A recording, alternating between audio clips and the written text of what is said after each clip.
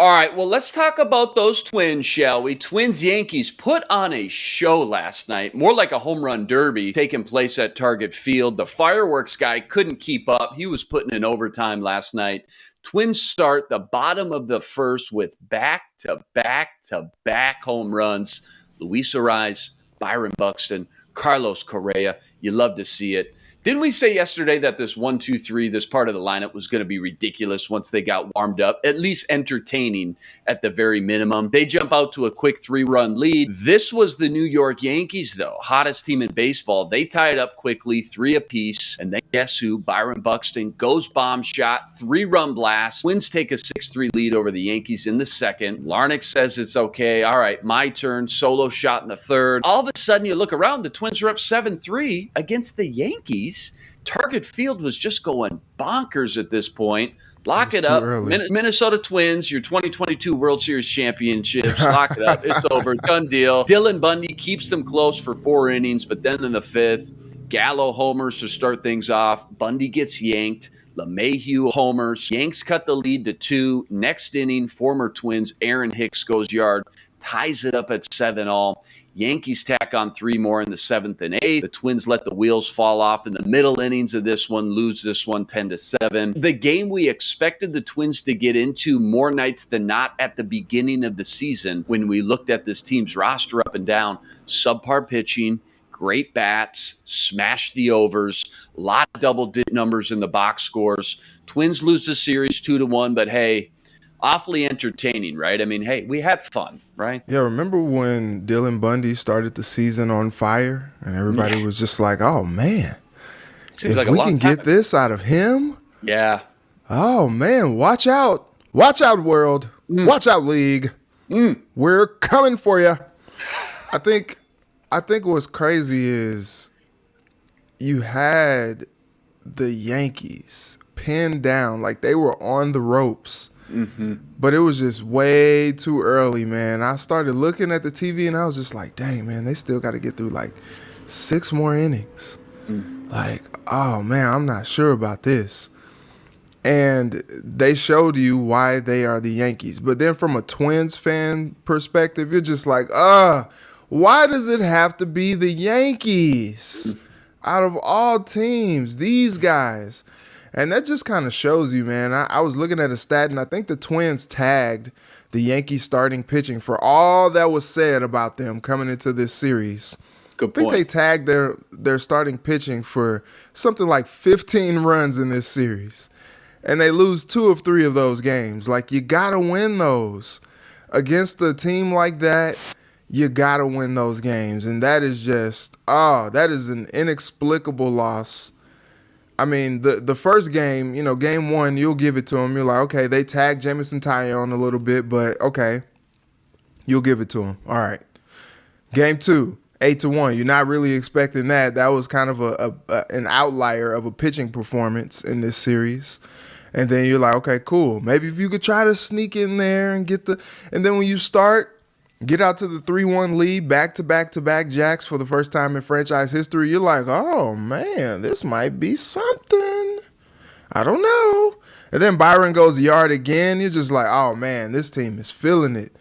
This team has it, man. And then it's just like, dang, man, but you still got to defend these bats. Like, they have a never-say-quit attitude in New York. And I think it's because of the confidence of the guys that they have up and down the lineup, top to bottom. Like, Joey Gallo really wasn't a factor the first couple games of the series, and then all of a sudden, bam, you're just like, dang, man, now we got to deal with him too. Like, I think this was a good measuring stick for the Twins, and I think that it was a measuring stick for the sake of, like, okay, we know where we're at. We know what we need. We know we got to fix some things. And seeing Joe Ryan last night in that rehab start, 3 innings, 4 Ks, 1 hit given up, you're just like, okay, all right, is he ready to come back now? Right. He's good? He's recovered? Okay, cool. Call up Sonny. Hey, Sonny, how you feeling, brother? How you feeling, man? How's the pec? You good? You ready to come back? We need you in the worst way. Come on back. Because the good pitching that they do have, they need them to be available. Because some of the back half of that rotation is going to struggle. and the type of 10-7 game that you saw, like you just can't. Anytime you score 7 runs in a game, and I know we were kind of tongue in cheek, like, man, the Twins are gonna have to win these games 10-9. You really don't want to see that though. I mean, you score 7 runs and you lose by 3 runs. You're just like, dang, man, like how is this happening? This is not supposed to be a thing. And you see the spurts too, but not a full consistent performance. Innings 1 through 9, they score 7 runs quick through the first 3 innings, but consistency is the key, and we just haven't seen it yet. As far as that Yankees lineup go, you mentioned Gallo. You just can't sleep on anybody, no matter how cool or quiet they've been.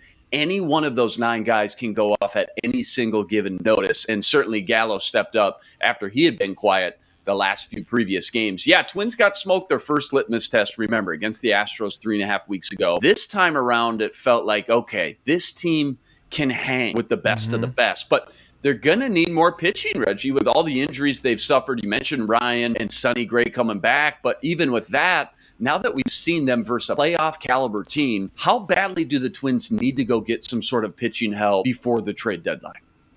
If you're the front office for the Twins, you're looking at that game last night and that series, and you're kicking yourself because so many fans before the season started were kind of looking at the Twins and they're just like, I don't think they have enough. And then I sat there, right before the season opened when they were doing kind of like the tasting and the ballpark tour of the foods and all that.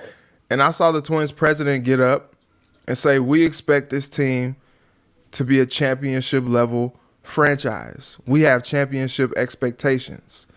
And it's weird, man, because it's kind of like window dressing. Like it's really fancy, really fancy.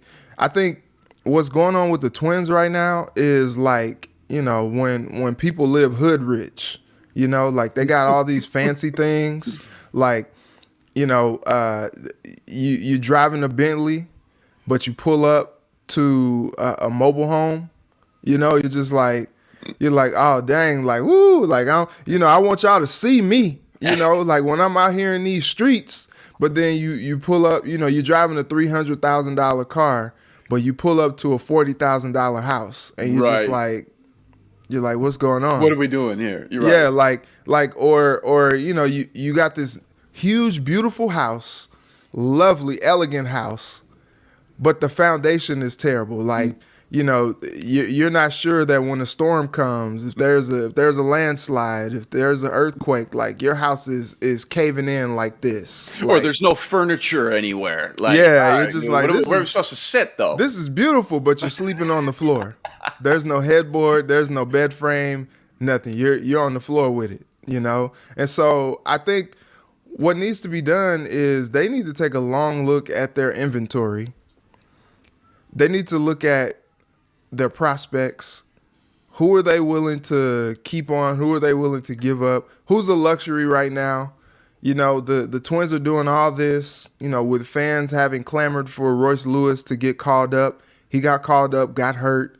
Now Jose Miranda is raking, and this lineup is killing it, but Royce Lewis is out. So now you're just like, well, we got some decisions to make. When Royce comes back, who's the odd man out? But I mean, you got production all over the lineup from this team, and that's what you really expected. But now you're just like, okay, who can we afford to lose? Who can we afford to give up? They signed Aaron Sanchez. He's not the answer, per se. They need to find some bona fide starting pitching to go with these bats that seem to have woken up, because if they don't, they're going to end up losing these games like they did last night, 10-7, 11-8, whatever the case may be, where the bats are doing everything that they need to do to get them there, And then the pitching is just letting them down time and time again. Like, they have a huge, serious pitching problem, and it reared an ugly head last night, and they need to do something about A it. lot of good points there, Reggie. I think that's going to be the storyline in the back of everybody's minds as we get into the thick of the summer and that trade deadline approaches. Will the Twins kind of push some chips all in here and go all in? You still need some more arms, at least in that middle relievers or bullpen situation outside of Johan Duran, who, for the first time in a while, looked actually, like He human looked last pedestrian, Yeah, yeah. yeah. He's throwing 100 plus, and they're like, yeah, it doesn't matter. We're hitting that. That's it? 100? 101? That's it? Yeah, Come on, we're man. tagging that, buddy. Yeah. White Sox lose last night. Guardians win. Twins get another tough team now right away. They take on the Rays tonight. Fans hoping for a bounce back and see the bats stay hot for good this time. Devin Smeltzer on the mound tonight. Another series in the backyard right here at Target Field. First pitch, 7:10. Rest assured, Reggie and I will be back here Monday to break that entire series down.